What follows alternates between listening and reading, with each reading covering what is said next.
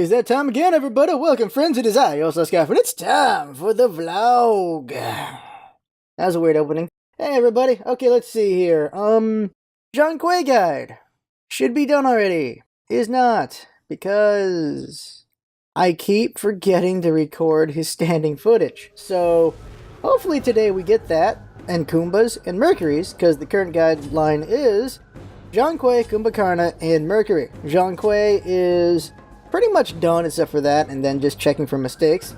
Kumbhakarna, the audio is done. Just gotta do everything else with that. And Mercury, nothing's done with that yet, because he got voted, and I gotta work on Kumbha first. It'd be weird to do Mercury before Kumbha. There's all that. In the background is going to be a game, and, I forgot to send the footage to Jinx, so I actually don't know what game it's gonna be, but it'll be something at some point, and you'll see. It's already been up for about a minute. And I'll know what it is when I send it, but right now I don't know, so whatever it is, enjoy. And I could do that forever, because it's so easy to do, because I've been around that voice pattern for a long time. Also, if you do the, actually I don't know how to describe it, but it's the fry. If you do that, you gotta stop doing that. You got friends who do it, you gotta tell them to stop doing that, because it actually ruins your vocal cords very badly. It destroys them after long periods of doing it. So there's a lot of teenage girls who are actually ruining their voices without knowing it. And if my kid does it, oh, that ain't happening. That ain't happening. No way, that ain't gonna be allowed. I am weird on this one. Okay, so let's see here. The games. There's gonna be. We've already made the games for next week. Been working ahead a little bit because of midterms. Another midterm next week. Every week's a midterm or a final or something, because the way classes are staggered in this program. So it's weird. So there's always some big project to do. So I've been working ahead lately. So if we do get crunched, we're okay. And don't have to worry so much. But if... is that the right word I use, crunch? But the idea is I'm working ahead a bit. That way we don't get crunched. That's what I'm doing. I'm working ahead so we don't get crunched. And if we do get crunched, we'll work at it. But the idea is to not get crunched as best we can, so that we don't have to stress too much and just make good quality. Because making a game or a video the day before it's supposed to come out is not as good as making it a couple days before, because you don't have that pressure on you, really. So I think the quality's been better lately because I've been working ahead a little bit. And we're going to see this week, we're going to see, I think it's Freya Conk. What's the arena? I think it's Scylla Arena with Falcon. So you get to see Falcon again.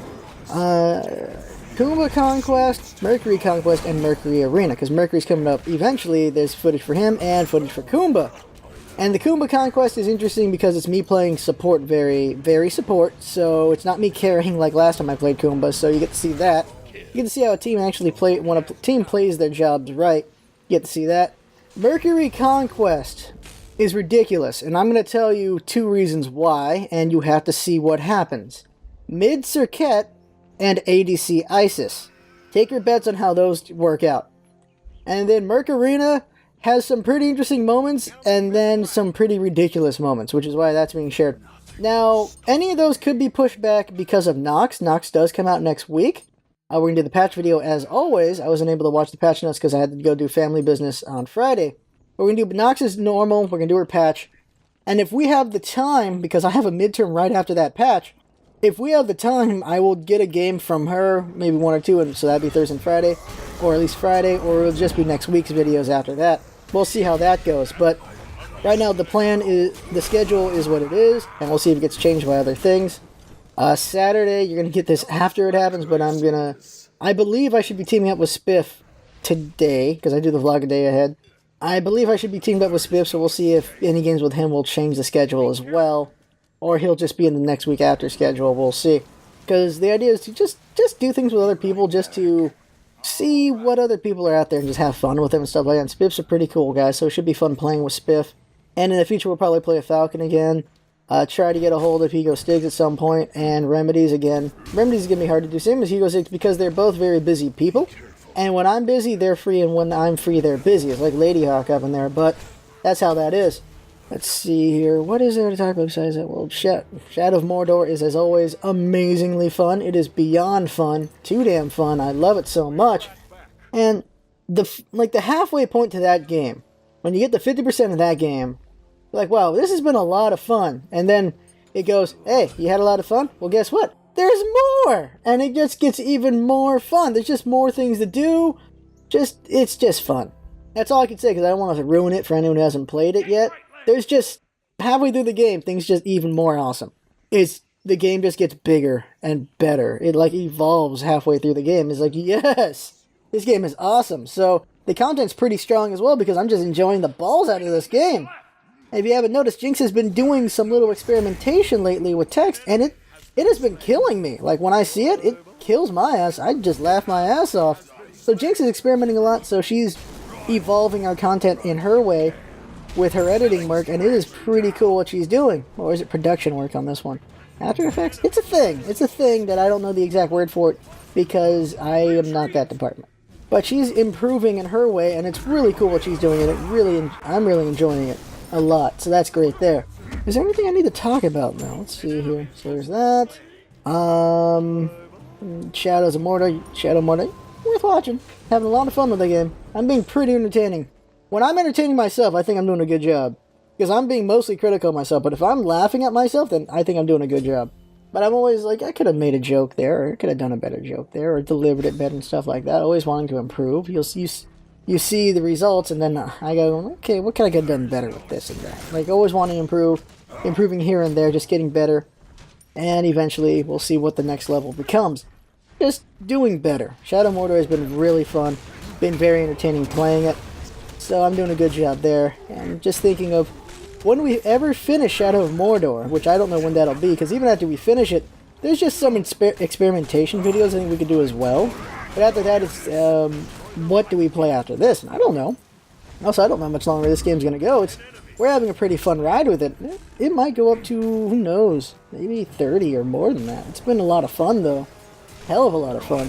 And, you know, I don't know what would be next after that. And one-shots, Procyon came out. Procyon, I think, is one of the best shoot-'em-ups that have been out in a long time.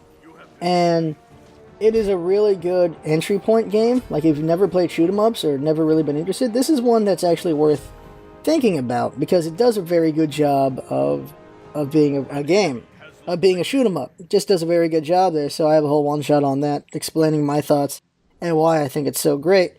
And yeah, it's just a good game. It's a pretty solid game in my book. The week after, we're going to see another game. In a different, but kind of in the same vein as well. Another game indoors. Let's see what else here. Oh, I played Return of the Obra Dinn. There's a stream of it. If you haven't seen it, Return of the Obra Dinn is from Lucas Pope, who made Papers, Please, and its art style is very distinct. It's a very interesting game. It is got very good atmosphere, very good music, very good visuals. The dialogue is hit and miss, I think, on that. The sound balancing could be just a tiny bit better, but it was his first development build-up. You can play it yourself. It's just a demo of it, his first build of the game. And it is visually impressive. It is atmospherically impressive. It is very impressive. All around, it's just impressive as hell. Heck of a thing he's making there, so I can't wait to see the next build of it, and next build, and then eventually buy that thing. There's this thing. Okay, there's this thing. This is what I'll talk about. Pre-orders and getting burned. And we have people who are way against pre-orders, like Total Biscuit. He's like, don't get pre-orders, wait until it comes out, see what everyone thinks, and then make your choice. But sometimes a company does earn your trust. Or an individual earns your trust. Stuff like that. Like Nintendo, for the most part, has earned a lot of trust here. A lot of people pre-order their games because of their quality, like their track record, very good quality. So you see a lot of people pre-order their stuff, and it's good games. It's hard to find a bad Nintendo game that isn't made... it's hard to find a Nintendo game that's bad and also was made by Nintendo themselves. It's hard to find one of those. So they have a pretty good track record, so there's a lot of trust, so people pre-order them a lot. On the other side of things, you got maybe like EA, and they keep flubbing crap a lot, but they still get a lot of pre-orders, but maybe it wasn't worth pre-ordering. Like, SimCity, that whole thing. A lot of people pre-ordered that game. A ton of people, and that game just went to hell. I don't even think they fixed that game. Me and Jinx enjoyed it for a while, but all the bugginess and crap of that game was a bit of a big turnoff to that. Maybe we'll come back and see if it's better now, but like, me and Jinx just co-played that game, and it was kind of good for what it was, but it was not that great. Same thing can be said for Sims 4. EA with Sims 4, a lot of people ordered that, and a lot of people were hugely disappointed with all the things that were gutted out of the game from 3. And that's losing a lot of goodwill there. Same thing can be said for Colonial Marines. Holy balls, a lot of people were looking forward to this game. A lot of people pre-ordered this game, and a lot of people were burned. I gotta say, when it comes to indies, it is potentially a gamble to pre-order their stuff. Because as an indie, they should be improving on the craft, but they might try something different. As you can see, if you ever look at Lucas Pope's website, he has a wide array of games he's made. I enjoyed all of his games. There was a lot of free games on his website to play, the browser games. That's just him just making different things, and it just shows how creative he is. And they're all very enjoyable to me, and they're all very different.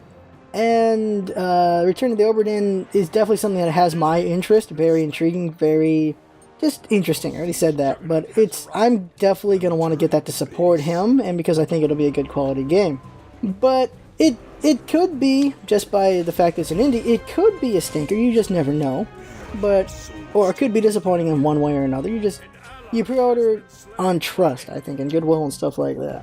I don't even know where I'm going with this. I think I'm arguing that it might be okay to pre-order certain things if they have a good enough track record, while there are ones like they don't have a good track record, maybe you shouldn't, and if you're not sure, maybe you shouldn't. Something I hate though is pre-order bonuses. I really hate that stuff. Like, pre-order and you get a bonus. I'm not a big fan of that. And these things, like, if it's good enough, people are gonna buy the game. But if you try to entice them with pre-order stuff, I don't know. Not a fan of that. I think just because. I don't have a good argument for it. I'm just not a fan of it. Of pre-order bonuses. Although I have plenty of pre-order bonuses. Okay, let's talk about pre-order bonuses. I have a survival kit from pre-ordering. Oh, here it is. No, I don't know if Nintendo made this. The Star Fox Adventure game, whatever it was called. I have a pre-order bonus from that game still. And the pre-order bonus was a survival kit. And in this kit was a box. And that box, in this kit it was a box. And inside of it was a drink. A survival drink with some sort of green liquid. I have not opened that thing. Some other things I can't remember right now. And then toilet paper with tips for the game. So while you're on the throne, you can look at this toilet paper for tips for the game, and there you go. Then I have another pre-order bonus for pre-ordering Soul Calibur 2, and it's an art book. It's an amazing art book. You know what? I am losing my own argument here, because pre-order bonuses can be pretty amazing. Forget what I said. Pre-order bonuses are pretty great. I think my problem is pre-order bonuses should not be things in the game. You get pre-order bonuses of weapons and pre-order bonuses of skins, or hell, freaking the pre-order bonus for Alien Isolation was Ripley, like the original Ripley, like her story, the Nostromo, like a thing based on that is the pre-order bonus. That sucks to have that as a pre-order bonus. Not have it as a thing that's actually in the game. You can probably buy it as DLC later though. That's kind of crappy there. Now if you give me an art book as a pre-order bonus, I think that's okay. Like soundtrack as a pre-order bonus, okay. Actual game stuff as a pre-order bonus, I'm a little less okay with. Maybe the costumes are fine. I don't. Maybe that's okay because that's always cosmetic. Maybe I'm okay with cosmetic pre-orders, but not with gameplay pre-orders. I think that's how it is. If I get a special gun for pre-ordering, not cool with that. If I get costumes for pre-ordering, probably cool with that. The Nostromo thing for pre-ordering, definitely not cool with that. Just stuff like that. Like you have when they did it for what was it called? Watch Dogs. They had pre-order with these guys, you get this bonus. Pre-order with these guys, you get this bonus. Pre-order with these guys, you get this bonus.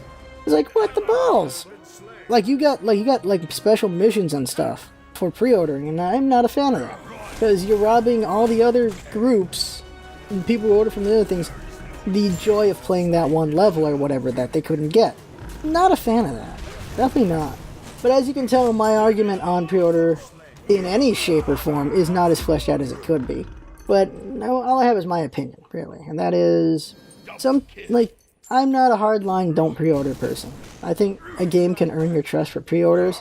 And once they lose your trust on a pre-order, ouch for them. Never again. And then pre-order bonuses, I have my line drawn at aesthetic and gameplay, I think. And yeah, there you go. What other pre-order bonuses do I have? Oh, probably the most amazing pre-order bonus was if you pre-ordered Wind Waker. If I remember this correctly, you pre-ordered Wind Waker, you got Master Quest for Ocarina of Time for free. That was a pretty awesome bonus right there. That's an amazing bonus. So, Yeah, there's some pretty good pre-order stuff. Oh yeah, when I pre-ordered Little King Store, I got a little cow thing. That was great. And when I pre-ordered Harvest Moon, I got I got like a little chicken thing. That was cool. Yeah, pre-order bonuses are cute. So are great when they're little cute things, I think. Well, okay, that's it. I just rambled on. I don't think I rambled for the sake of rambling. It's just what was on my mind at the moment, which is usually what these are anyway. But as always, we're gonna always work towards improvement. Right now we're seeing Jinx do some very interesting improvements that you can visually see. Usually she's improving on the editing, so it's smoother, or she does highlight work. She does things that are less obvious. These textings are more obvious, so you're going to see that, so that's going to be cool there. And then we'll see how I improve as well. I think there's some pretty good jokes coming up in Shadow of Mordor, and get pretty crazy pretty well in the Smite games. And I got to figure out how I can improve on those. I need to... The trick to... Yeah, I'll do this before we end. The trick to Smite, of course, is I'm talking and playing at the same time. And by doing those two things, one of those suffers at different times. Sometimes because I'm so busy talking, I get killed. Sometimes because I'm so busy playing, I miss something or I don't say something worth saying. And that's just stuff that happens there. And one thing I could work on that's hard to put in there is talking about builds. It's really something I should be doing a lot, is looking at builds during downtime and seeing what I'm doing, what my teammates are doing, what my enemies are doing. Just thinking about it and talking about it. And then the comments can discuss what they think was actually being built, or what their feelings on the builds were, which could be very interesting there. Just talking about builds could be a very interesting thing to do for the videos. I just need to work on actually doing that and not getting killed while doing it, not getting distracted while doing it.